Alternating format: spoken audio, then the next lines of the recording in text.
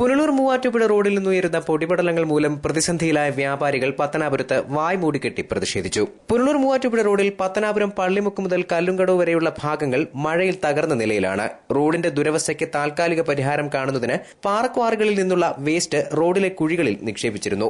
കല്ലുംകടവ് മുതൽ നടുക്കുന്ന് വരെയുള്ള ഭാഗങ്ങളിൽ കാൽനടയാത്ര ഏറെ ദുഷ്കരമാണ്. പൊടിപടലങ്ങൾ മൂലം ആയിരക്കണക്കിന് വിദ്യാർത്ഥികളും നൂറുകണക്കിന് വ്യാപാരികളും ഏറെ ദുരിതമനുഭവിക്കുകയാണ്. ഈ ദുസ്ഥിതിക്ക് പരിഹാരം കണ്ടില്ലെങ്കിൽ പ്രതിഷേധം കൂടുതൽ ശക്തമാക്കുമെന്ന് മർച്ചന്റ്സ് അസോസിയേഷൻ ഭാരവാഹികൾ അറിയിച്ചു. മഴയ്ക്ക് താൽക്കാലിക ശമനമാകുകയും ചൂട് കൂടുകയും ചെയ്തതോടെ പ്രധാന പാതയിലൂടെ വാഹനങ്ങൾ കടന്നു പോകുമ്പോൾ പട്ടണത്തിൽ പൊടിപടലങ്ങൾ ഉയരും. ഇതുമൂലം വ്യാപാരികൾക്ക് കടകളിൽ ഇരിക്കാൻ കഴിയാത്ത അവസ്ഥയാണ്. ഈ സാഹചര്യത്തിലാണ് വ്യാപാരികൾ പ്രതിഷേധവുമായി രംഗത്തെത്തിയത്.